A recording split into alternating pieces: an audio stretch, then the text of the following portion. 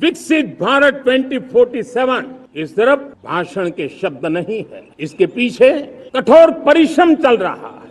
साथियों, वो एक समय था जब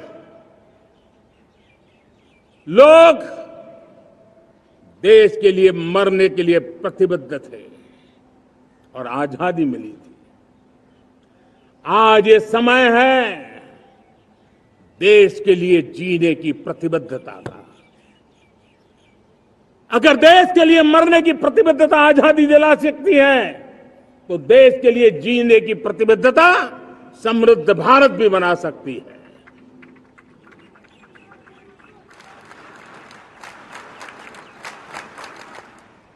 साथियों, विकसित भारत 2047 ये सिर्फ भाषण के शब्द नहीं है, इसके पीछे कठोर परिश्रम चल रहा है। देश के कोटि कोटि जनों के सुझाव लिए जा रहे हैं और हमने देशवासियों से सुझाव मांगे और मुझे प्रसन्नता है कि मेरे देश के करोड़ों नागरिकों ने विकसित भारत 2047 के लिए अनगिनत सुझाव दिए हैं। हर देशवासी का सपना उसमें प्रतिबिंबित हो रहा है, हर देशवासी का संकल्प उसमें झलकता है। युवा हो, बुजुर्ग हो, गांव के लोग हो, शहर के लोग हो, किसान हो, कामदार हो, दलित हो, आदिवासी हो, पहाड़ों में रहने वाले लोग हो, जंगल में रहने वाले लोग हो, शहरों में रहने वाले लोग हैं, हर किसी ने 2047 में जब देश आजादी का 100 साल मनाएगा, तब तक विकसित भारत के लिए अनमोल सुझाव दिए हैं। और मैं जब इन सुझावों को देखता था, मेरा मन प्रसन्न हो रहा था। उन्होंने क्या लिखा? कुछ लोगों ने कहा कि दुनिया का स्किल कैपिटल बनाने का सुझाव हमारे सामने रखा। 2047 विकसित भारत के लिए कुछ लोगों ने भारत को मैन्युफैक्चरिंग का ग्लोबल हब बनाने के लिए सुझाव दिया। कुछ लोगों ने भारत की हमारी यूनिवर्सिटीज ग्लोबल बने, इसके लिए सुझाव दिया। कुछ लोगों ने यह भी कहा कि क्या आजादी के इतने सालों के बाद हमारा मीडिया ग्लोबल नहीं होना चाहिए। कुछ लोगों ने यह भी कहा कि हमारा स्किल्ड युवा विश्व की पहली पसंद बनना चाहिए। कुछ लोगों ने सुझाव दिया भारत को जल्द से जल्द जीवन के हर क्षेत्र में आत्मनिर्भर बनना चाहिए। कई लोगों ने सुझाव दिया कि हमारे किसान जो मोटा अनाज पैदा करते हैं, जिसको हम श्री अन्न कहते हैं, उस सुपर फूड को दुनिया के हर डाइनिंग टेबल पर पहुंचाना है। हमें विश्व के पोषण को भी बल देना है और भारत के छोटे किसानों को भी मजबूती देनी है। कई लोगों ने सुझाव दिया कि देश में स्थानीय स्वराज की संस्थाओं से लेकर के अनेक इकाइयां हैं, उन सब में गवर्नेंस के रिफॉर्म की बहुत जरूरत है।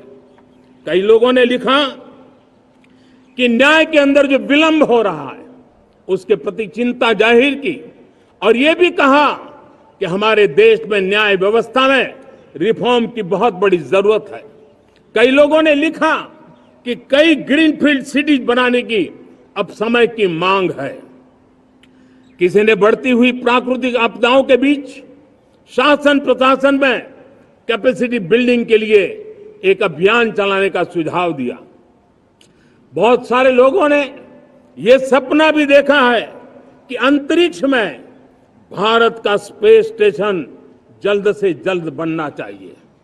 किसी ने कहा भारत की जो पारंपरिक ट्रेडिशनल मेडिसिन है, हमारी औषधि है, दुनिया जब आज होलिस्टिक हेल्थ केयर की तरफ जा रही है, तब हमें भारत की पारंपरिक औषधियां और वेलनेस हब के रूप में भारत को विकसित करना चाहिए। कोई कहते हैं कि अब देर नहीं होनी चाहिए, भारत जल्द से जल्द दुनिया की तीसरी सबसे बड़ी इकोनॉमी बनना चाहिए।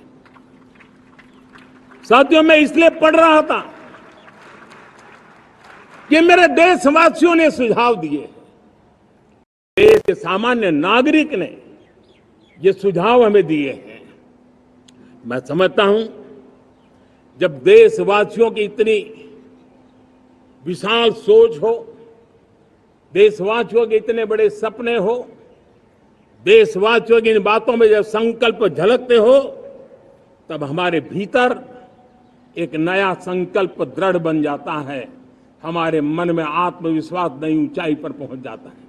और साथियों, देशवासियों का ये भरोसा सिर्फ कोई इंटेलेक्चुअल डिबेट नहीं है, ये भरोसा अनुभव से निकला हुआ है। ये विश्वास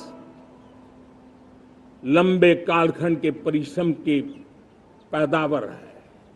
और इसलिए देश का सामान्य मानव याद करता है, जब लाल किले से कहा जाता है कि हिंदुस्तान के 18,000 गांवों में समय सीमा में बिजली पहुंचाएंगे, और वो काम हो जाता है, तब भरोसा मजबूत हो जाता है।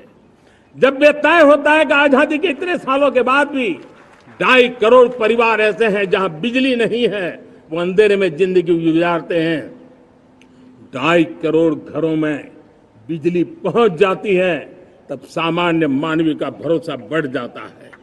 जब लाल किले से स्वच्छ भारत की बात कही जाए, तब इस देश के अग्रिम पंक्ति में बैठे हुए लोग हो, गांव के लोग हो, गरीब बस्ती में रहने वाले लोग हो, छोटे छोटे बच्चे हो, हर परिवार के अंदर स्वच्छता का वातावरण बन जाए, स्वच्छता की चर्चा हो, स्वच्छता के संदर्भ में एक दूसरे को रोक टोकने का निरंतर प्रयास चलता रहे।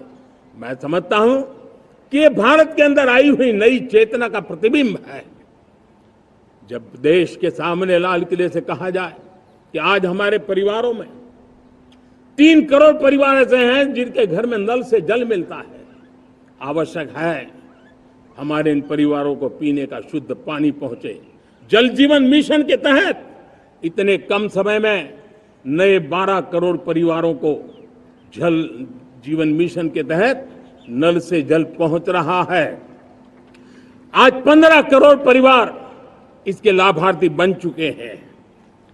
हमारे कौन लोग वंचित थे इन व्यवस्थाओं से, कौन पीछे रह गए थे? समाज के अग्रिम पंक्ति के लोग इसके लिए अभाव में नहीं जीते थे।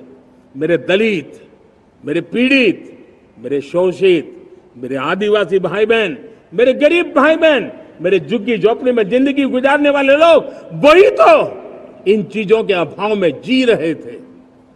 हमने अनेक ऐसे प्राथमिक आवश्यकताओं की पूर्ति के लिए जो प्रयास किया, और उसका परिणाम हमारे इन सारे समाज के बंधुओं को मिला है। हमने वोकल फॉर लोकल का मंत्र दिया।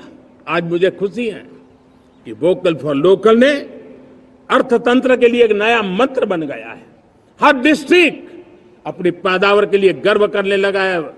1 डिस्ट्रिक्ट 1 प्रोडक्ट का माहौल बना है। अब 1 डिस्ट्रिक्ट 1 प्रोडक्ट को 1 डिस्ट्रिक्ट का 1 प्रोडक्ट एक्सपोर्ट कैसे हो, उस दिशा में हर जिले सोचने लगे हैं। रिन्यूएबल एनर्जी का संकल्प लिया था।